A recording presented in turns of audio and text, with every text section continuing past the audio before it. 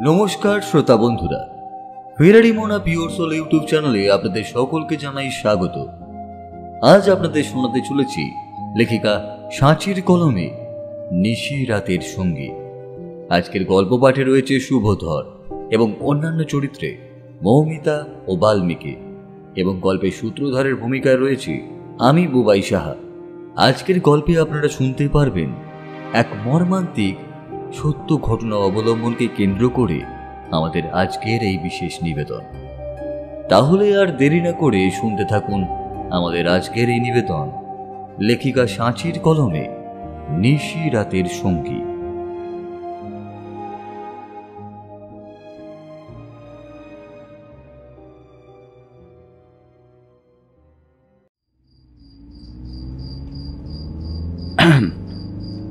আপনি অবিবাহিত, তাই না?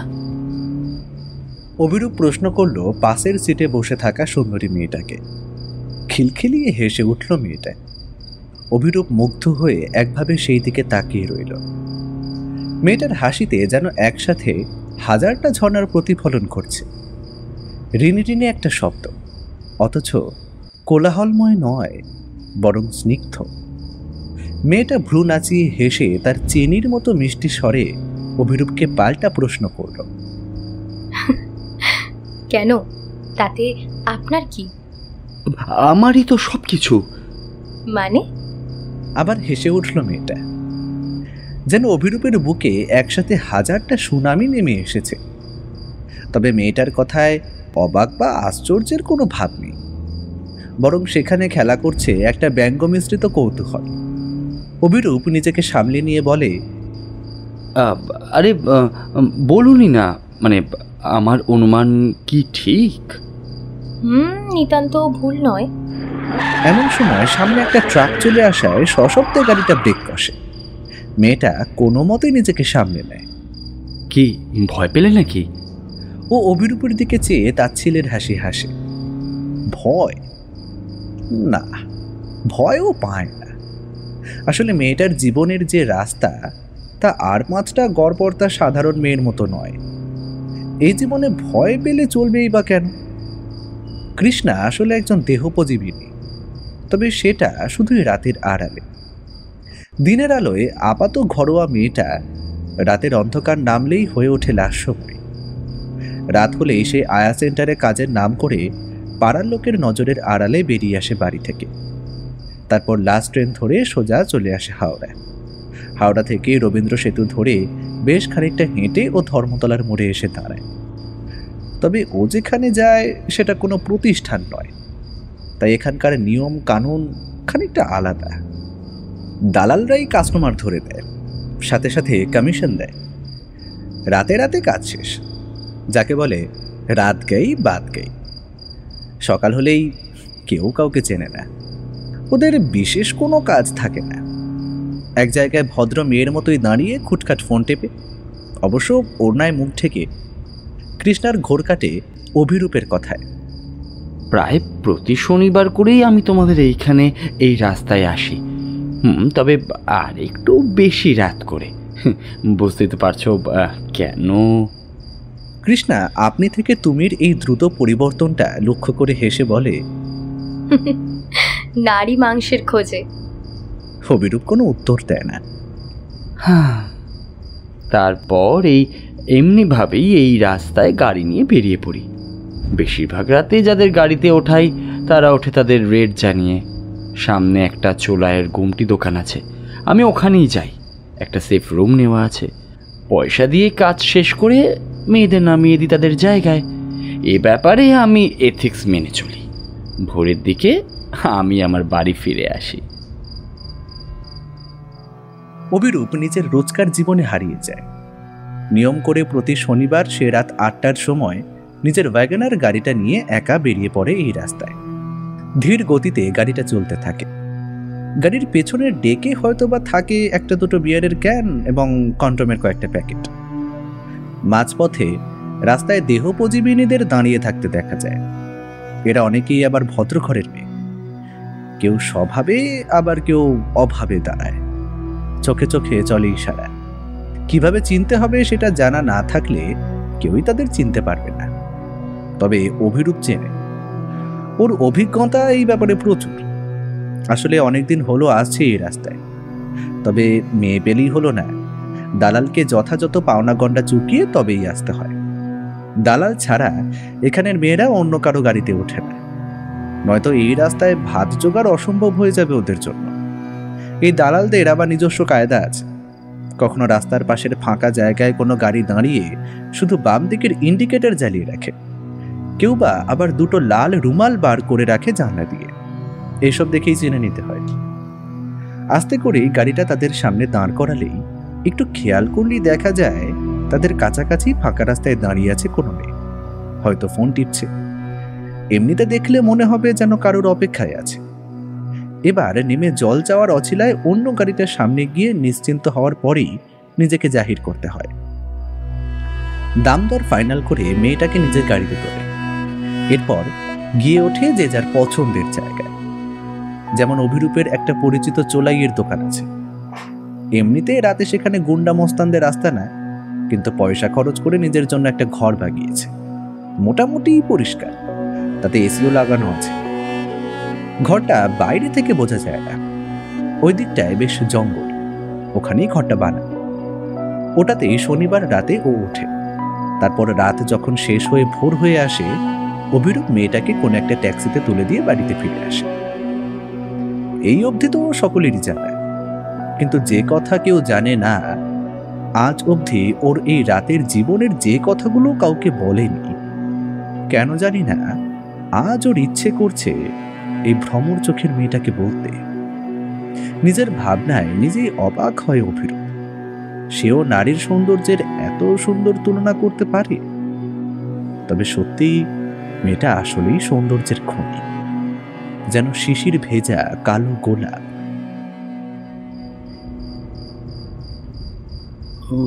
আসলে আমি কিন্তু ওই যাকে বলে ভদ্র সন্তান তা কিন্তু ঠিক নই, আবার ঠিক অভদ্রও নই। আমি আমি আসলে ঠিক বলে বোঝাতে পারছি না বোধ হয়। আসলে আসলে যে কথাগুলো বলতে চাইছি এর আগে সেগুলো আমি কাউকে কখনো বলিনি, আর তাই। এইটুকু বলে মেয়েটার মুখের দিকে তাকালো। এক দৃষ্টি ওর দিকেই তাকিয়ে আছে মেয়েটা। অভিরূপ বুঝতে পারল মেয়েটা ওর গল্পটা শুনতেই চাইছে। আমি প্রেম করতাম সুমনার সাথে। আমি আগেই বলেছি আমি ভদ্র ছেলে নই, তখনও ছিলাম না। তবে ভবঘুরে বখাটেও ছিলাম না কোনো দিনই। কলেজের সুন্দরী মেয়েরা সাধারণত এমন ছেলেদের প্রেমে সহজেই পড়ে। স্ট্যাটাস মেনটেন করা সেটাও হয়েছিল। 3 বছর আগে সুমনার বিয়ে হয়ে গেল। জানেন, আমার মাইনে এখন 1.5 লাখ, সপ্তাহে শনি রবি ছুটি, আলিপুরে ফ্ল্যাট, নিজের গাড়ি, সব আছে। 3 বছর আগে শুধু এগুলো ছিল না, কিন্তু সুমনা ছিল।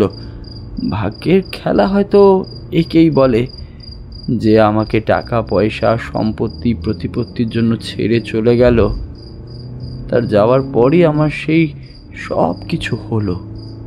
1 বছরের মাথায় চাকরি, একটু টাকা জমিয়েই কলকাতার দামি ফ্ল্যাট নিলাম, বড় গাড়িও হলো 2-1টা। হাতে যা টাকা আসে তার বেশিরভাগটাই আমি উড়িয়ে দিই। পরিবার বলতে তো আমার কেউ নেই, তাই জমিয়েই বা হবে কি। তারপর প্রমোশনের পর প্রমোশন, হাতে প্রচুর কাঁচা টাকা। তাই এরপর থেকেই শুরু হলো আমার এই নৈশ অভিসার। সাধারণত শনিবারই বেরোই। কি আর করব বলুন তো, টাকা খরচ করার তো একটা জায়গা চাই নাকি? তাছাড়া অন্য কিছু আমাকে সেই মানসিক শান্তি, সেই তৃপ্তি দিতে পারে না। অভিরূপের গল্প শুনতে শুনতে মেয়েটা হারিয়ে যায় কিছুক্ষণ আগের ঘটনায়। প্রতি রাতে এই রাস্তায় আসে ওর পাড়ার একটা দাদার সাথে। সবাই জানে শহরে একটা আয়া সেন্টারে হিসাবপত্র রাখার কাজ করে তপনদা, কিন্তু আসলে খুব কমজনই জানে তপনদা আসলে একজন দালাল, যার কাজ মেয়েদের শরীরের দালালি করা। ওর মতো বেশ কিছু অসহায় মেয়েকে নিয়ে তপন প্রতি রাতে শহরে আসে। যেহেতু সাথে তপনদা আসে, তাই পাড়ার মানুষ হয়তো সন্দেহ করে না ওদের। আয়ার কাজের নাম করে ওরা বাড়ি থেকে বেরিয়ে আসে। তারপর হাওড়া থেকে ধর্মতলা যাওয়ার দিকে একটা রাস্তার ধারে কটা পুরনো খারাপ গাড়িতে ওরা উঠে বসে। লোক জোগাড় করা থেকে ওদের নিরাপত্তা সবটার দায়িত্ব থাকে তপনের উপর। কিন্তু আজকে বহুদিন বাদে একটা বড় ঝামেলায় ফেঁসে গিয়েছিল ওরা। ওকে যে রোজ সন্ধ্যায় আসতেই হতো এখানে, কিন্তু আজ তপনদা অসুস্থ থাকায় ও সন্ধ্যের দিকে ফোন করে জানিয়ে দেয় আজ ও মেয়েগুলোকে নিয়ে যেতে পারবে না। নিদারুণ অবস্থায় পড়ে ও যখন তপনদাকে অনুনয় করে জানায় যে ওর এখনো রোজকার কাজটা খুবই দরকার, তখন তপনদা একটা উপায় বাতলে দেয়। অগত্যা মেস থেকে বের হয়ে ও একাই আজকে এসেছে ধর্মতলা অবধি। তারপর অবশ্য তপনদার বলে দেওয়া জায়গা থেকে রতন নামের সেই দালালকে খুঁজে বের করতে ওর বিশেষ অসুবিধে হয়নি। তবে সমস্যা বেঁধেছিল অন্য জায়গায়। আজকে ওকে এনে যে জায়গায় বসানো হয়েছিল সেটা ওর কাজের জায়গা থেকে বেশ খানিকটা আগে। অনেকক্ষণ একটা গাড়িতে বসে থাকার পরেও কোনো খদ্দের দেখা না পেয়ে বুকটা আশঙ্কায় ঠিপ ঠিপ করছিল ওর। এমন সময় একটা সুদর্শন এক যুবক এসে হাজির হয় ওদের গাড়ির সামনে। তার পরনে সাদা শার্ট, বুকের কাছে কয়েকটা বোতাম খোলা, গলায় একটা সরু সোনার চেন, তবে হাতে কোনো আংটি নেই। চুলগুলো পেছন দিকে ব্যাক ব্রাশ করা, গায়ের রং মোটামুটি ফর্সার দিকে। এক কথায় যাকে বলে টল অ্যান্ড হ্যান্ডসাম। তবে ওর সবচেয়ে বেশি আকর্ষণীয় লেগেছিল যুবকের মুখের হাসিটা। অনেকগুলো মেয়ের মধ্যে থেকে ওকেই বেছে নিয়েছিল, হয়তো ওর সৌন্দর্যের জন্যই। গায়ের রং শ্যামাকালির মতো হলে কি হবে, রূপ যৌবন ওকে দুহাত ভরে দিয়েছে নিশ্চয়। তাই এসবেও মোটামুটি এই কয়েক মাসে বেশ অভ্যস্ত হয়ে গেছে। ও এরপর বিনা বাক্য ব্যয় অভিরূপের গাড়িতে গিয়ে বসে। যদিও অভিরূপের কথা শুনেও বুঝেছিল ছেলেটার এই ব্যবসা সম্পর্কে ভালোই অভিজ্ঞতা আছে, তবুও কেন জানি না প্রথম থেকেই বিষয়টা মানতে পারছিল না ও। আসলে অভিরূপের চাহনিটা ঠিক ওই রকম নয়, অস্বীকার করার উপায় নেই। অন্য দিনের থেকে খানিক বেশি উপার্জন হয়েছিল। অভিরূপ এইদিকে বেশ হাতখোলা মানুষ। তাছাড়া ওর সাজ পোশাক আর গাড়ি থেকে বোঝা যায় ওর ইনকামটাও যথেষ্টই। তবে একটা জিনিস সত্যি, মানুষটা বড্ড বেশি অদ্ভুত।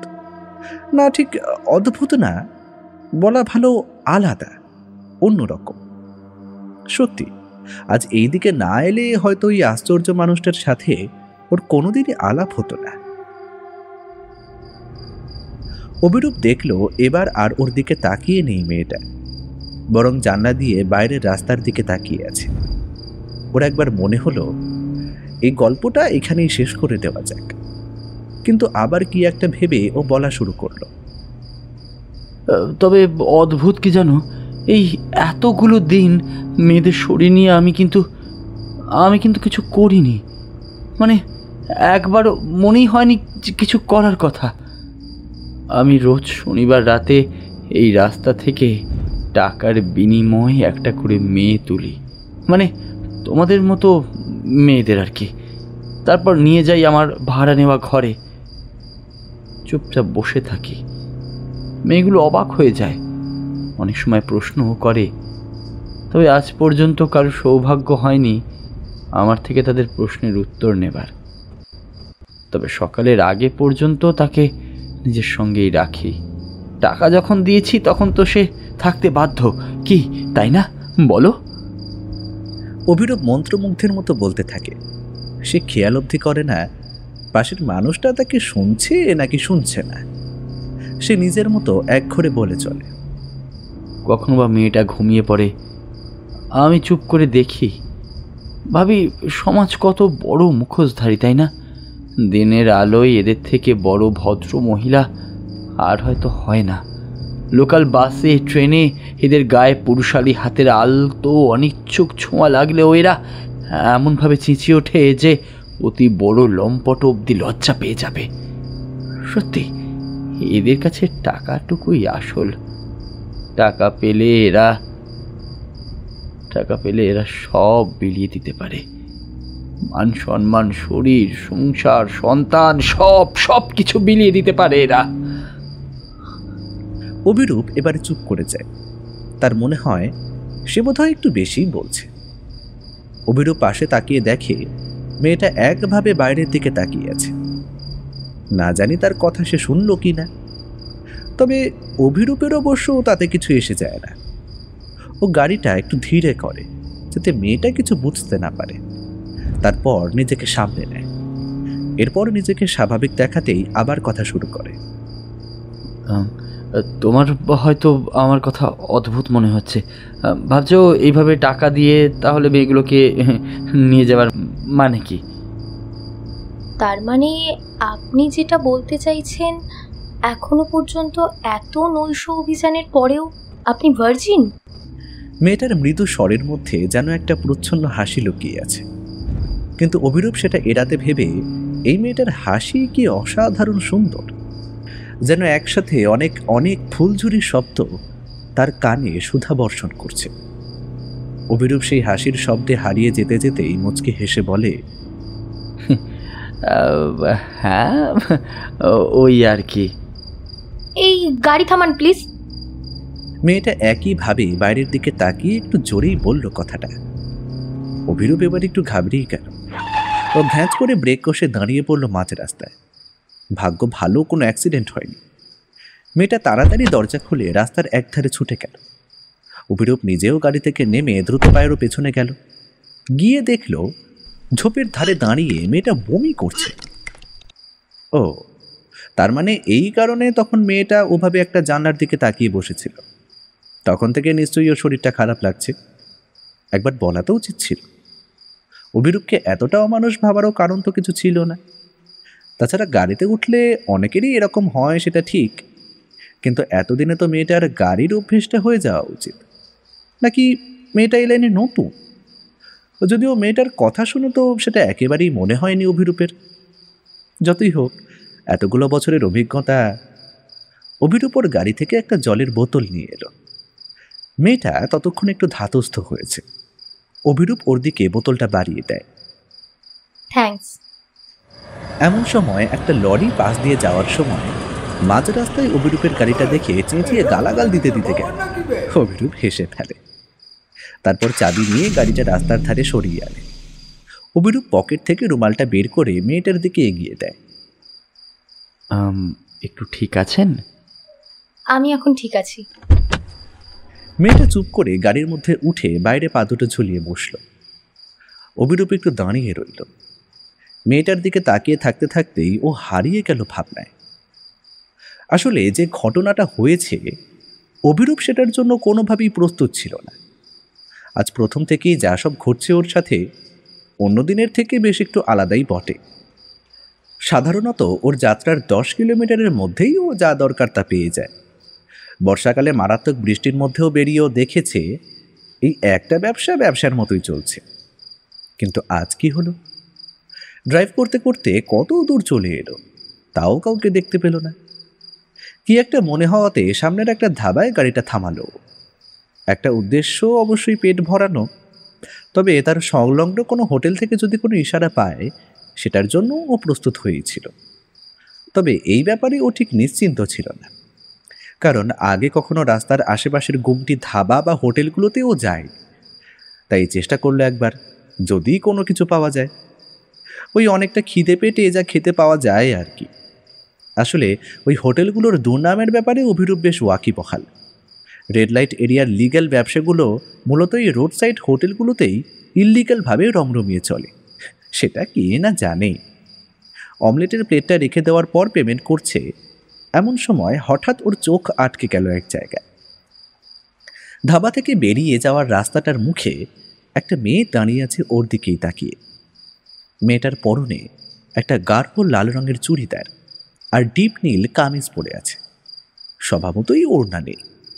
পিঠে আর হাতে একটা করে ব্যাগ নিয়ে দাঁড়িয়ে আছে। দেখে মনে হবে যেন কারোর জন্য অপেক্ষা করছে। তবে কাছে পিঠে কোনো গাড়িও দেখতে পেল না। গাড়িটা স্টার্ট দিয়ে এগিয়ে গেল। গাড়ির প্যাসেঞ্জার সিটের কাঁচ নামিয়ে রেখে সরাসরি এগিয়ে গেল মেয়েটার দিকে। মেয়েটার ঠিক সামনে গাড়িটা দাঁড় করালো। এক ঝলক দেখেই অভিরূপ বুঝতে পারল মেয়েটা অপরূপ সুন্দরী।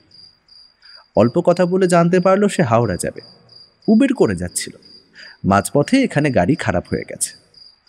নতুন গাড়ি আসতে বেশ খানিকটা সময় লাগবে শুনে মনে মনে খুব হেসেছিল অভিরূপ। ড্রাইভিং সিটে বসা লোকটাকে দেখেই ওর আসল গল্পটা বুঝে নিতে সময় লাগেনি। তবে মেয়েটা নিঃসন্দেহে সুন্দরী, প্রচণ্ড সুন্দরী যাকে বলে। হয়তো এরা অন্য গ্রুপ, এভাবেই খদ্দের তোলে। অবশ্য ওর অনুমান যে একেবারেই নির্ভুল, মেয়েটাকে গাড়িতে তোলার পরপরই তা টের পেয়েছে ও। উবের চালককে মেয়েটার গাড়ি ভাড়া হিসেবে করকরে 10,000 টাকা ধরিয়ে দিয়ে এসেছে ও, দালালির ইনকাম। এরপর এক বাক্যে মেয়েটাকে গাড়িতে উঠিয়ে নিয়ে অভিরূপ শাঁ শাঁ করে গাড়ি ছুটিয়ে চলে এলো ওর সেফ জোনের দিকে। কিন্তু কি মনে হতে আজ আর সেখানে দাঁড়ায়নি। আজ বহুদিন পর ওর ইচ্ছে করছে গাড়ি করে পাশের মানুষটাকে নিয়ে নিরুদ্দেশ হারিয়ে যেতে, ঠিক যেমন সপ্তাহান্তের রাতগুলোয় হারিয়ে যেত সুমনার সাথে। মেয়েটা গাড়ির ভেতরে ঢুকে বসতে অভিরূপের চমক ভাঙল। গাড়িটার কাঁচ বন্ধ করে এসি চালিয়ে ড্রাইভ করতে শুরু করল অভিরূপ। সরি, আসলে সকাল থেকেই শরীরটা একটু খারাপ। না না, ইটস ওকে। আপনি বললে আমি গাড়িটা কোথাও দাঁড় করিয়ে রাখতে পারি, ইচ্ছে হলে একটু ঘুমিয়ে নেবেন। না না, আমি এখন একদম ঠিক আছি। আচ্ছা, আপনারও নিশ্চয়ই এমনই কোনো গল্প আছে? কেন অভিরূপ বাবু, প্রত্যেকের জীবনে কি গল্প থাকে নাকি? ধরে নিন না, এই যে আমাদের জীবনে প্রতি রাতে একজন করে আসেন, তাদের জীবনের গল্প নিয়েই আমাদের গল্প। সেখানে আজকে এই আপনার গল্পটাই তো আমার গল্প, তাই না? আপনার ইচ্ছে না করলে বরং বলতে হবে না। তবে আপনার নামটা কি আমি জানতে পারি? পামেলা। ও আরে, এ তো আপনার প্রফেশনাল নাম। আমি আপনার আসল নামটা জানতে চাইছি। ঠিক আছে, তাহলে বলি শুনুন। আমি সাধারণ একটা মধ্যবিত্ত মেয়ে, পরিবারে কেউ নেই, আর কোনো পেশা না পেয়ে অগত্যা পেটের দায় এই রাস্তাতেই নেমে পড়েছি। এবার অভিরূপ একটু সিরিয়াস হয়ে যায়। মেয়েটা যেন কোথাও একটা বানিয়ে বানিয়ে গল্প বলছে, কিন্তু অভিরূপ তা ধরতে পারছে না। এইটুকু বুঝেছে যে মেয়েটা পুরো সত্যি বলছে না, আর সেটাই মেয়েটার উপরে অভিরূপের আগ্রহ আরো বাড়িয়ে তুলল। আরে, এ তো সেই সিনেমার গল্প হয়ে গেল। আপনার এই গল্পটাতে বিস্তর গোলমাল আছে। সত্যিটা বলুন না প্লিজ। এইটাতেও আবার কি গোলমাল পেলেন? ও, অনেক গোলমাল। দেখে তো মনে হচ্ছে আপনি ওয়েল এডুকেটেড। যদি আপনার ফ্যামিলিতে কেউই না থাকে, তবে আপনার কিসের প্রয়োজন এভাবে টাকা উপার্জনের? সাধারণত এই পথে নিজে থেকে কেবল দুই ধরনের মেয়েরাই আসে। প্রথমত, যারা একেবারে অশিক্ষিত বা অসহায়, আর দ্বিতীয়ত যাদের অল্প সময়ের মধ্যে প্রচুর টাকার প্রয়োজন। অতএব আপনার গল্প ওই যাকে বলে মানছি না, মানব না। বুঝলাম, আপনি তাহলে সত্যিটাই শুনতে চান। তাহলে শুনুন।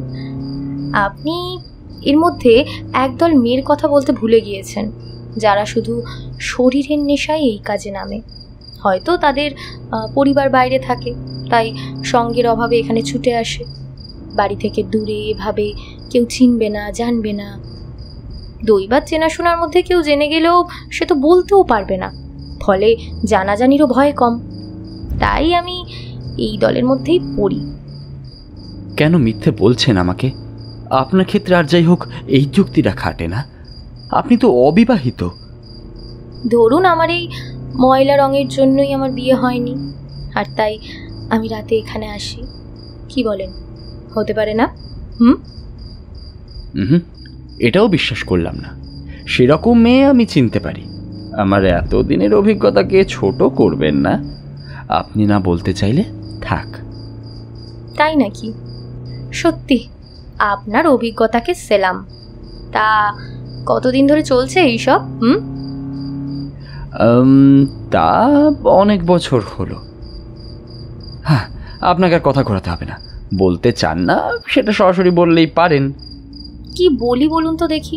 আমি তো যা বলি আপনার তাই মিথ্যে লাগে। কি বলি বলুন তো, একটাও ঠিক বিশ্বাস করতে পারছি না যে। তবে মানতেই হবে, গল্পগুলো কিন্তু বেশ ভালোই ফেঁদেছে না? আচ্ছা, সত্যি করে বলুন তো, আপনি কে? এতগুলো কথা বলছি, কোনো উত্তাপ, আবেগ, আশ্চর্যকর অভিব্যক্তি কোনো কিছুই তো আপনার মধ্যে দেখলাম না। সব সময় মুখে হাসি। এমন মানুষ আজকের দিনে হয় নাকি? আচ্ছা, আপনি কি আদৌ কোনো মানুষ নাকি অশরীরী? এবার যদি আমি বলি যে আমি ভদ্র ঘরের মেয়ে, তবুও কোনো শক্ত কারণ ছাড়াই আমার বাড়ি ছাড়া দাদাকে খুঁজতে এই রাস্তায় বেরিয়ে পড়েছি, মানবেন? আচ্ছা আচ্ছা, বেশ বেশ। তবে আপনি কিন্তু এখনো আপনার নামটা বললেন না। একটা কল গার্লের নাম কেউ জানতে চায় নাকি? কি করবেন আমার নাম দিয়ে? জানেন, এই প্রথমবার কাউকে বললাম আমার জীবনের ঘটনা।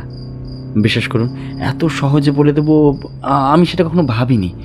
তবে একটা জিনিস সত্যি, আপনার গল্পটা কিন্তু আমি বিশ্বাস করিনি। তাই আসলে আর আপনার নামটাও তো বলছেন না। আপনাকে যা বলেছি সেগুলো একটাও মিথ্যে কথা নয় অভিরূপ বাবু। আমার নামটা শুধু আপনাকে বলিনি, সেটা উজ্জ্বই থাক না, মেয়েদের ব্যাপারে সব কিছু জানতে নেই। মেয়েটা অনুনয়ের সুরে বলল, আর তারপরেই হঠাৎ জলের বোতলটা মুখে ঠেকাতেই ও কাঁদতে শুরু করলো। না না, ইটস ওকে। অভিরূপ ব্যস্ত হয়ে উত্তর দিল। ওর একবার মনে হলো মেয়েটার হাত ধরে ওকে নিশ্চয়তা দেওয়া যেতে পারে, কিন্তু কি মনে করে গাড়ির স্টিয়ারিং আর গিয়ারের উপরই হাত রাখা মনস্থির করলো ও। নিজের আচরণে ওর নিজেরই হাসি পেল। একজন কল গার্লের হাত ধরতে সংকোচ বোধ করছে ওর মতো একটা ছেলে। আসলে এই পামেলার মতো রংচঙে একটা নাম আপনার সাথে যায় না, তাই আর কি। আর কোনো বিষয় নেই, আপনি নিশ্চিন্তে থাকুন, আপনার নাম বলার কোনো প্রয়োজন নেই। সেটা না, আপনার ইচ্ছে মতো নামে না হয় ডাকবেন আমাকে, আমার কোনো আপত্তি নেই। ও এক দৃষ্টে সেই দিকে তাকিয়ে থাকে। জলে ভেজা একটা শ্যামলা মুখ, পান পাতার মতো গরম, টানা টানা চোখ, হালকা ফোলা দুটো ফর্সা গাল, যাকে বলে একেবারে নিখুঁত সৌন্দর্য। তন্নি সুন্দরী তো পাওয়া যায়, তবে এই রকম তাকিয়ে থাকার মতো অপরূপ লালিত্য, এমন প্রতিমার মতো নিটোল মুখ সহজে দেখা যায় না। আসলে চোখ আটকে রাখার মতো সুন্দরী এই মেয়ে। অভিরূপ সম্মোহিতের মতো মৃদুস্বরে বলে, কৃষ্ণা, আমার স্নিগ্ধ কৃষ্ণকলি। কি বললেন? না না, কিছু না। তাহলে আজ থেকে আমি তোমার নাম দিলাম কৃষ্ণকলি, ছোট করে কৃষ্ণা। আচ্ছা, ওই প্রশ্নটা কেন করলেন? কোনটা? ওই যে আমি ভূত নাকি, কেন ভয় পেয়েছেন নাকি আমাকে? না না, ভয় কেন পাবো? আরে আমার না খুব শখ ভূত দেখার। রাতে এত গাড়ি চালিয়েছি, আজ অবধি একটি বারও দেখতে পাইনি জানেন। প্রত্যেকবার কোনো না কোনো মেয়েকে যখন গাড়িতে তুলি তখনই ভাবি এ ভূত হলে কেমন হবে, কিন্তু দুর্ভাগ্য আজ অবধি একটাও পেলাম না। আমাকে ভূত হয়ে কেউ কখনো ভয় দেখাতে আসছে এই একটা বিষয় অভিজ্ঞতা আমার জাস্ট শূন্য। অবশ্য আপনি হতেই পারেন, আমি তো এখনো জানি না আপনি ইহলোকের না পরলোকের। ও এই ব্যাপার, তাহলে তো বলতেই হয় আপনার প্রশ্ন ভুল। কেন ভুল কেন? মেয়েরা ভূত হবে কি করে? ভূত তো পুরুষ, সেই ক্ষেত্রে হিসেব মতো আমি তো ভূতনি হব, তাই না? দুজনেই হো হো করে হেসে উঠল। অভিরূপের মনে হলো মেয়েটা ওর সাথে কথা বলতে বেশ পছন্দই করছে। আচ্ছা, আপনার শরীর এখন আর খারাপ করছে না তো? গাড়ি কি থামাবো? না, আমি একদম সুস্থ। তাছাড়া টাকা নিচ্ছি, পছন্দ মতো সার্ভিস না দিলে চলবে কেন? আমি অতটাও অমানুষ নয়, যদি তোমার মনে হয় নিঃসংকোচে। অভিরূপ কথা বলতে বলতে গাড়ির গতি ধীর করতে শুরু করলো। অমনি কৃষ্ণা পাশ থেকে ব্যস্ত হয়ে বলল, আরে না রে বাবা, আমি একদম ফিট অ্যান্ড ফাইন আছি, চলুন তো। তাহলে ঠিক আছে। কৃষ্ণা, তোমায় একটা ব্যক্তিগত প্রশ্ন করব? কি প্রশ্ন? আমার বয়ফ্রেন্ড আছে কি না? আরে বাস, আমার মনের কথা তুমি কিভাবে জানলে? শিওর আপনি ভূত, এই সরি কি ভূতনি? আমার মনের অবস্থা জানতে গেলে অন্তর্যামী হওয়ার দরকার পড়ে না। আচ্ছা, আপনার এই অভিজ্ঞতার কতদিন হলো? মানে কতদিন হলো এই রাস্তায় আসা যাওয়া করছেন আপনি? কতগুলো মেয়েকে তুলে নিয়ে গিয়েছি সেটাই জানতে চাচ্ছ তো? বেশি নয়, তুমি 157 নাম্বার। কৃষ্ণা খিলখিল করে হেসে উঠল। আপনি কিন্তু আসল প্রশ্নটাই এড়িয়ে গেলেন। কি ম্যাডাম, আপনার বয়ফ্রেন্ড আছে? না থাকলে কি আমার একটা চান্স হবে? না, আমার কোনো বয়ফ্রেন্ড নেই। আর আপনার চান্স? 156 জন যাকে সুখ দিতে পারেনি আমি সেখানে তো এক। না বাবা, দরকার নেই আমার আপনার মতো বয়ফ্রেন্ড। ইস, বেচারা হৃদয়, আহারে বড্ড আহত হলো। কিন্তু আপনি আমার প্রশ্নটা বুঝলেন কি করে বলুন তো? হ্যাঁ, আর যাই হোক, আপনাদের এই প্রফেশনে এমন প্রশ্ন তো বিরল। আপনার কথাবার্তা শুনে যে কোনো মেয়েই বলে দিতে পারবে। ওই প্রশ্নটা এখনো কেন করেননি আমি বরং সেটাই এতক্ষণ ধরে ভাবছিলাম। তবে আসল কথাটা কি জানেন? আপনি ধরেই নিয়েছেন যে ভদ্র সমাজে আমার নিশ্চয়ই কোনো বয়ফ্রেন্ড রয়েছে। আপনি তো এটা জানতে চান যে আমার বয়ফ্রেন্ড এই ব্যাপারে জানে কি না, কি তাই তো? তাছাড়া আপনার হাবভাব দেখেই কিছুটা বোঝা হয়ে গেছিল। হাবভাব মানে? বাবা, আপনি যেভাবে আমাকে শুরু থেকে চোখ দিয়ে মেপে চলেছেন তাতে করে আমার জামা কাপড়ও আপনি অনায়াসে কিনে দিতে পারবেন। কি ঠিক বললাম কি না? আচ্ছা, সব মেয়েকে কি এভাবেই দেখেন? না না, সবাইকে দেখার দরকার হয় না। সত্যি বলতে আপনার মতন মেয়ের দেখা আমি জীবনেই প্রথমবার পেলাম। সুমনা দারুণ সুন্দরী ছিল, কিন্তু আপনি ওই যাকে বলে সত্যিকারের বিউটি উইথ ব্রেন। বলতে বলতে অভিরূপ একটু আনমনা হয়ে গেল। পাশে বসে থাকা মেয়েটা যে ওকে একভাবে নিরীক্ষণ করে চলেছে সেটা বুঝতেও পারল না। কৃষ্ণ অবশ্য ওকে বিরক্ত করল না। হঠাৎ করেই অভিরূপ জিজ্ঞেস করল, এই চা খাবেন? তারপর না হয় হাওড়ার দিকে ব্যাক করা যাবে। খন অনেকটা রাস্তা আমরা এসে গেছি। এত রাতে? বাহ, অনেক দোকান খোলা আছে দেখছি তো। সে তো থাকবেই ম্যাডাম, এদিকে আমার চেনা একটা দোকানও আছে। কলেজ থেকে আসতাম চা খেতে। আচ্ছা চলুন, ভালো দোকানে দাঁড় করাবেন প্লিজ। আমি টয়লেটে যাব একটু। আর হ্যাঁ, আমি কিন্তু আপনাকে খাওয়াবো। হঠাৎ এমন খেয়াল? তা সকলকেই চা করে খাওয়ান নাকি? হ্যাঁ, তা আপনিও তো সকলকে এরকম লং ড্রাইভে নিয়ে যান না, আর সকলের সাথে বসে রাস্তার মোড়ে চাও খান না। তো সাম্মানিক হিসেবে কিছু একটা তো আপনার প্রাপ্য, কি বলেন? সাম্মানিকে চা? বাহ, বিষয়টা মন্দ নয়। তবে সাম্মানিক হিসাবে সারা জীবনের জন্য বন্ধুত্ব চাইতে পারি কি? পারেন, কিন্তু আমি তা দিতে অপারগ, তাই চাটুকুই চলুক আপাতত। হ্যাঁ, যে আজ্ঞা ম্যাডাম। অভিরূপ একটা দোকানের সামনে গাড়ি দাঁড় করালো। ওকে, আমি আর নামছি না। এত দূর গাড়ি চালিয়ে আর ইচ্ছে করছে না। আপনি বরং গিয়ে 2 কাপ চা নিয়ে আসুন, আমি এখানেই রইলাম, কেমন? কৃষ্ণা নেমে দোকানে ঢুকলো। মিনিট 20 লাগলো দোকান থেকে চা খেয়ে আবার গাড়িতে উঠতে। ন্যাশনাল হাইওয়েতে গাড়িটা উঠলে কৃষ্ণা অভিরূপের দিকে তাকিয়ে বলল, চাটা সত্যি খুব ভালো ছিল। থ্যাঙ্কস। আচ্ছা, আপনাকে হাওড়ার কোথায় নামাবো? মানে একটা ট্যাক্সি ডেকে দেবো কি? না না, স্টেশনের ধারে নামিয়ে দিলেই হবে। ফার্স্ট ট্রেন ধরে সোজা বাড়ি চলে যাব। যদিও অভিরূপ কৃষ্ণার কথায় বিশেষ আমল দেয় না, ওর নজর এখন বাইরের দিকে চেয়ে থাকা কৃষ্ণার দিকে। এ বাবা, তুমি হাসছো কেন? না, অনেকক্ষণ ধরেই দেখছি আপনি আর তুমিতে গোত্তা খাচ্ছেন। বেশ তো, 2 পক্ষ থেকেই তুমিটাই চালু হোক না হয়। আচ্ছা, তুমি কি খুব ভূতের গল্প ভালোবাসো নাকি? ফেভারিট বলতে পারো। সানডে সাসপেন্সের সব শোনা, আরও 2-3টে ভালো ভালো চ্যানেল আছে ইউটিউবে, ওগুলো শুনি। কেন, তুমি শোনো না? শুনি, তবে তার সাথে আমি গল্পও লিখি, তবে ভূতের না, প্রেমের গল্প। এটা কি ধরনের অবিচার হলো? এতক্ষণ ধরে একটা গল্প তো তুমি শোনাতে পারতে। তোর সেই রকম কিছু না, আমার লেখা কোথাও প্রকাশ টোকাশ হয় না, ওই শুধু ডায়েরিতেই জমে। আর সব লেখাই কল্পনা থেকে বোনা, বাস্তবে খুঁজতে গেলে এর 1-6টাও পাবেন না। আসলে একজন প্রস্টিটিউটের মুখে প্রেমের গল্পটা না ঠিক মানায় না। আরে ধুর, এই সব কিচ্ছু না। আরে যারা লেখে তারা তো তাদের মতন করে গল্পটা মনে মনে ভেবেই লিখছে।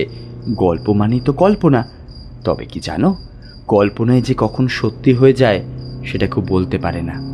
এই যেমন সত্যজিৎ রায় যখন প্রফেসর শঙ্কুর গল্পে অদ্ভুত অদ্ভুত সব আবিষ্কারের কথা লিখেছিলেন, তখন উনিও ভাবেননি এর মধ্যে একটা দুটো কনসেপ্ট ভবিষ্যতে বাস্তবেও গ্রহণযোগ্য হয়ে উঠবে। কৃষ্ণা মুগ্ধ দৃষ্টিতে অভিরূপের মুখের দিকে তাকিয়ে থাকে। কত গভীর কথাগুলো! জীবনের ব্যাখ্যা আজ পর্যন্ত কেউ ওর সামনে এত সুন্দর করে তুলে ধরতে পারেনি। নিন ম্যাডাম, হাওড়া স্টেশন এসে গেছে। আমার সাথে তোমার সময়টা মন্দ কাটলো না, কি বলো? গাড়ির গতি কমিয়ে এনেছে অভিরূপ। কৃষ্ণা একটু হাসল, তারপর একটা কাগজে কি একটা লিখে ওর হাতে দিল। এই নাও আমার ইমেল।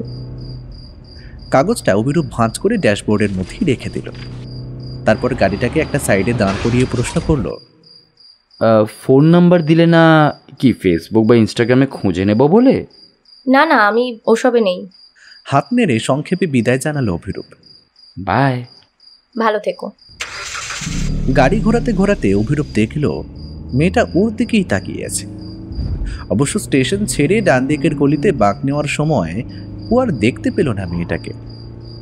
স্টেশন থেকে ব্রিজ পেরিয়ে মেন রোডে উঠতে সময় লাগলো 5 মিনিট মতো।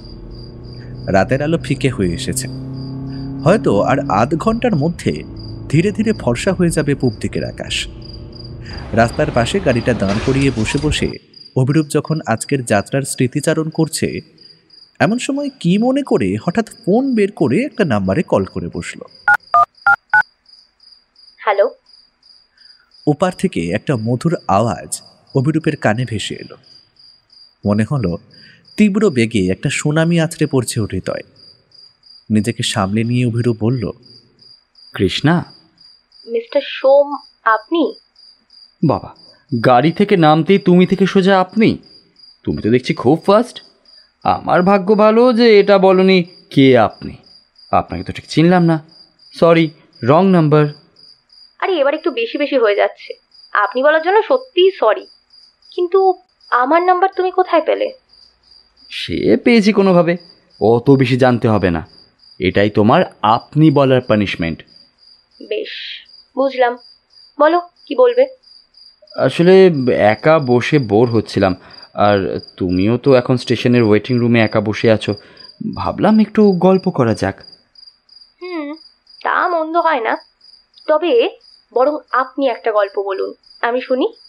এতদিন শুনে শুনে কতটা মনে রাখতে পারলেন সেটা তো দেখতে হবে নাকি? যথা আজ্ঞা ম্যাডাম, তবে গল্পের শুরুটা আমি করব, শেষটা তুমি। এই কিরকম শর্ত? এটাই শর্ত। এখন চুপ করে মন দিয়ে শোনো। গল্পটা একটা মেয়ের, একটা মধ্যবিত্ত পরিবারের মেয়ে। ধরে নাও ওর নাম অনুপমা। মেয়েটার বাড়িতে অসুস্থ মা, বড় ভাই ছাড়া আর কেউ নেই। একদিন হঠাৎ ওর মা মাথা ঘুরে পড়ে গেল রাস্তায়। ডাক্তারের কাছে নিয়ে গেলে জানা গেল জটিল একটা রোগ হয়েছে তার। অপারেশন করতে হবে, কয়েক লাখ টাকার খরচ। তারপর ওষুধপত্র, খাবার, এসব কিছু তো রয়েছেই। মেয়েটা খুব চিন্তায় পড়ে গেল। কলেজ থেকে ফিরে 3টে টিউশন করে সে, আর তার সাথে দাদার গ্যারেজের কাজ। মায়ের সেলাই কাজটা তো চলবে না আর। এই কটা টাকায় বাড়ি ভাড়া, তার কলেজের খরচ আর সংসার খরচের টাকা কি করে হবে? এর মধ্যেই যেন ভগবান মুখ তুলে ওদের দিকে চাইল। মেয়েটার দাদা শহরে একটা কাজ পেল, ভালো মাইনে, দিনে 5 থেকে 10 হাজার টাকা ইনকাম, তবে নাইট শিফটের কাজ। মেয়েটা ব্যাংকে বাড়ি বন্ধক দিয়ে লোন নিল, সেই টাকায় মাকে নিয়ে গেল অপারেশন করাতে।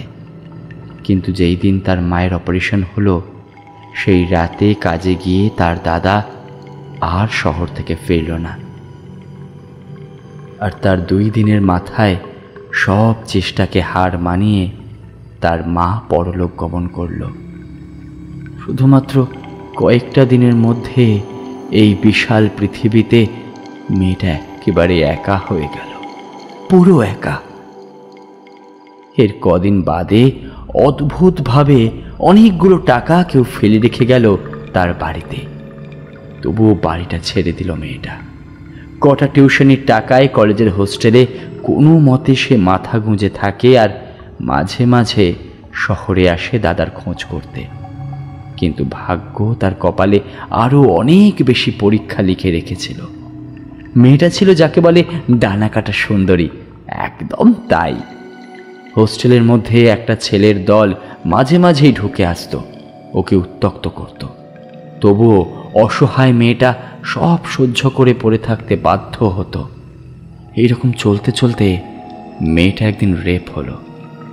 স্বাভাবিকভাবেই সেই মেয়েটা রেপ হবার পর সে খুব মানসিক কষ্টে ছিল। কিন্তু কি আশ্চর্য জানো, সবচেয়ে বেশি কষ্ট তার এই জন্য হয়নি যে সে ধর্ষিত হয়েছিল। এর থেকে অনেক অনেক বেশি কষ্ট হয়েছিল তার এটা জেনে যে তার দাদা একজন বেশ্যার দালাল। ছেলেগুলো তার দাদাকে দেখেছে শহরের রাস্তায় মেয়েদের নিয়ে ব্যবসা করতে।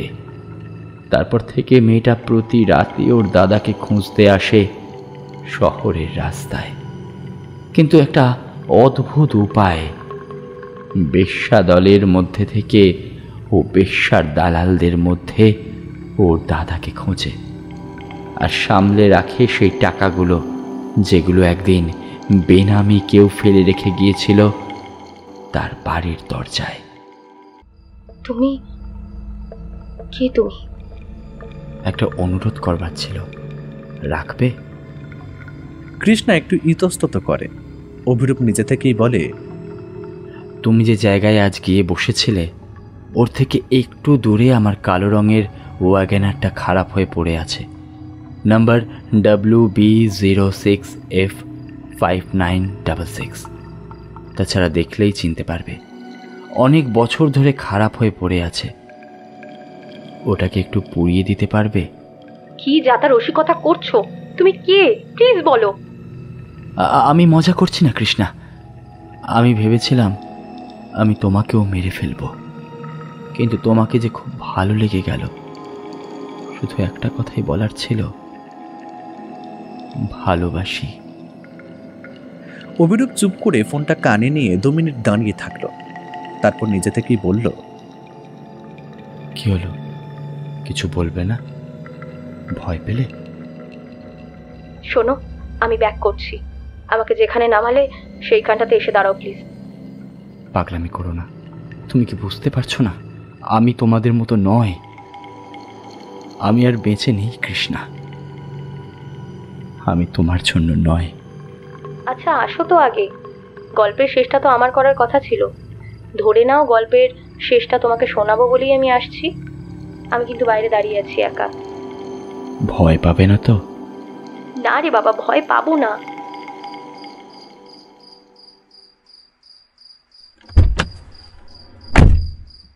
কৃষ্ণা গাড়িতে উঠতে জিজ্ঞেস করে অভিরূপ, বলো কোথায় যাবে? আপাতত চলো তো। কৃষ্ণা মুচকি হাসি দিল। একটা কল গার্ল একা দাঁড়িয়ে আছে বলে এত চিন্তা? মানুষ হলে বলতে হতো গাড়িটাকে ডোরেমনের আশ্চর্য দরজা দিয়ে নিমেষে হাজির করেছে অভিরূপের কাছে। ছেলেটা বাম হাত দিয়ে গাড়ির গিয়ার চেঞ্জ করতে যাবে, তখনই কৃষ্ণা তার হাতের উপর নিজের হাতটা রাখল। ও অনুভব করল অভিরূপের হাতটা বরফ ঠান্ডা। ও বলতে শুরু করল,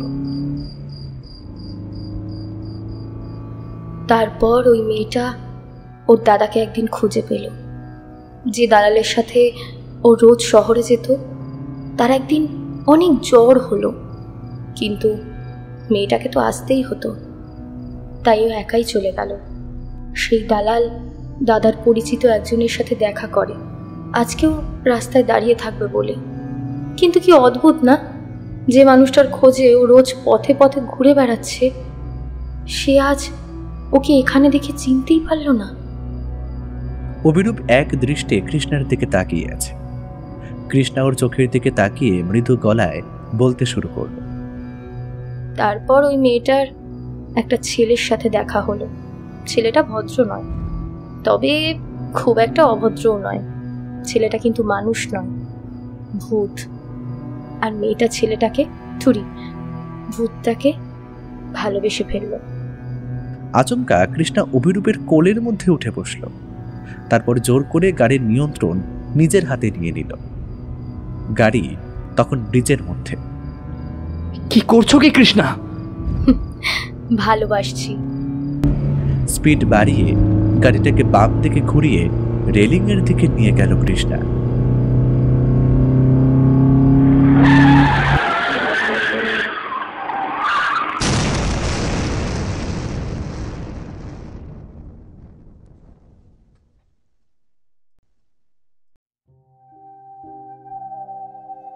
এতক্ষণ ধরে শুনছিলেন লেখিকা সাঁচির কলমে এক মর্মান্তিক সত্য ঘটনা অবলম্বনকে কেন্দ্র করে এক মহিলার গল্প। আমাদের আজকের নিবেদনে গল্প পাঠের ভূমিকায় ছিলেন শুভধর, অন্যান্য চরিত্রে মৌমিতা ও বাল্মীকি, এবং গল্পের সূত্রধারের ভূমিকায় রয়েছি আমি বুবাই সাহা। আজকের গল্পের প্রচ্ছদ অলঙ্করণে কৃষ্ণেন্দু মণ্ডল, শব্দগ্রহণ ও আবহে মিহান্স প্রোডাকশন হাউস থেকে মৌমিতা সাহা, সমগ্র পর্ব পরিচালনায় মৌমিতা ও বুবাই সাহা। আমাদের আজকের নিবেদন আপনাদের কেমন লাগলো তা অবশ্যই কমেন্ট করে জানাবেন। আর এরকম গল্প যদি আরও শুনতে চান তাহলে কমেন্টে আমাদেরকে জানাতে পারেন। আমরা খুব শীঘ্রই এই ধরনের গল্প আপনাদের সামনে আরও উপস্থাপনা করতে চাই। আমরা আপনাদের সহযোগিতার জন্য অপেক্ষায় রইলাম। আগামী সপ্তাহে ফিরে আসবো আবার একটি নতুন গল্প নিয়ে। ততক্ষণের জন্য সকলেই সুস্থ থাকবেন এবং অবশ্যই গল্পে থাকবেন। আর হ্যাঁ, যারা এখনও চ্যানেলটাকে সাবস্ক্রাইব করেননি তাদের কাছে অনুরোধ রইল সাবস্ক্রাইব করে বেল আইকনটা প্রেস করে রাখবেন। ধন্যবাদ।